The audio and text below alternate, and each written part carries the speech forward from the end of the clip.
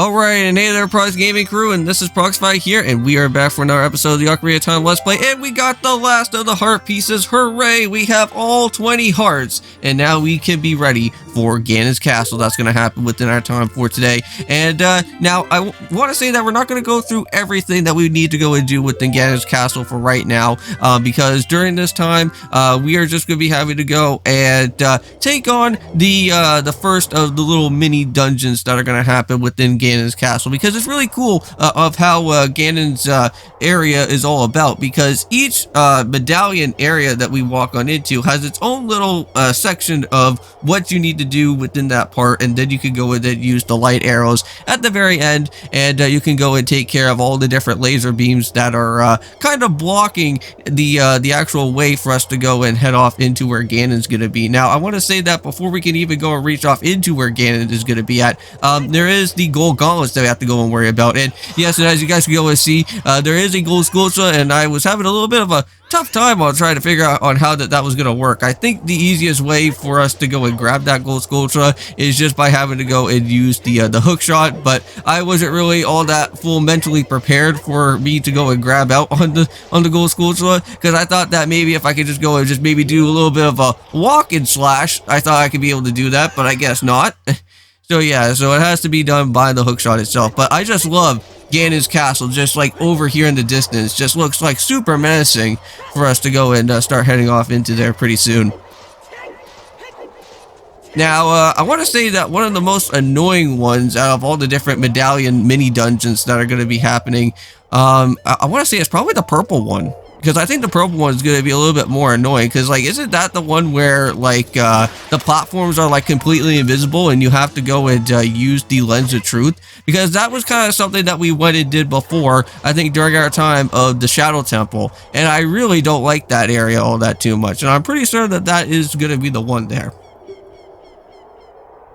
Because, like, the way of how I think of all these mini dungeons works is that you have to go through all the silver rupee challenges within there so that you can go and then pick up the door that's going to be opened up, and then you can use the light arrows from afterwards.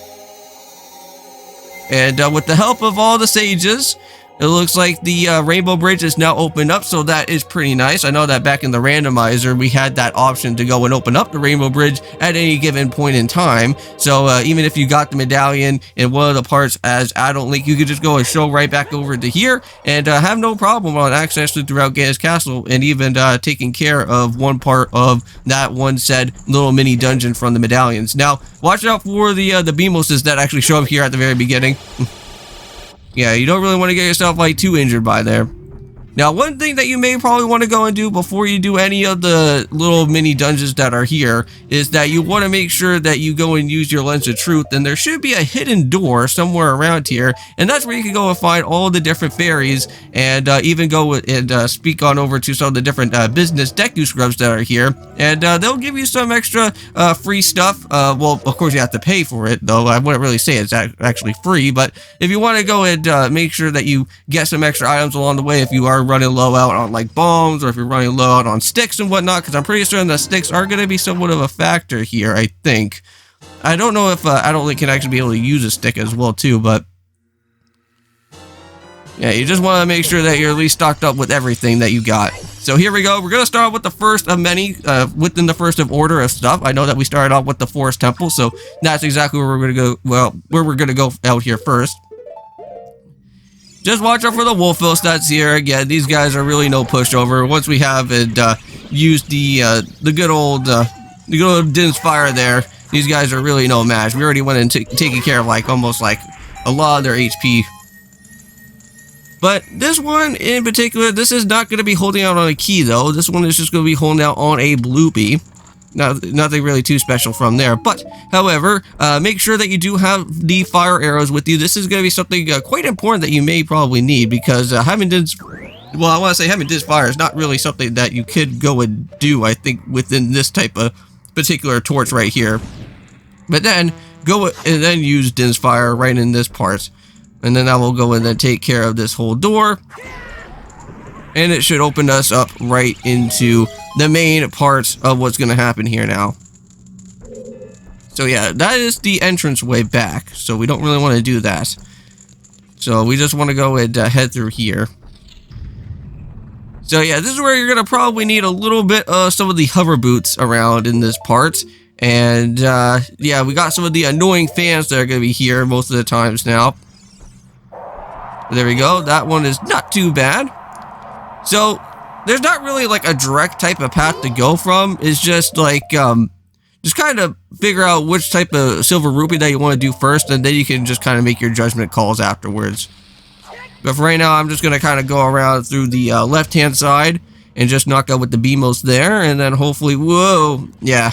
Again, the one thing that is really annoying with the hover, well, with the hover boots, of course, is that these guys kind of have like their own type of way where it's like very loosey-goosey out here, and like sometimes you can't even pick up the column all that much. Well, after a little bit of some time, even though that I was losing out quite a bit of my hearts because of those stupid fans that are here, I think we're all done now. We already got the door opened up, and all that we have to go and do at this point is go and use our light arrows to go and shoot that main part of whatever the laser beam is coming from, and destroy all of that. And I believe every time that we go and destroy one of these, I think a sage is going to go and talk to you one last time before you go and reach off into the actual part of where you have to go face off with Ganon later. Yeah, and I believe every time that you always go and finish off with one of these type of mini dungeons, you always get a heart and a magic potion, I think, from both of the two chests there all the time. So we're just going to go and light this guy up.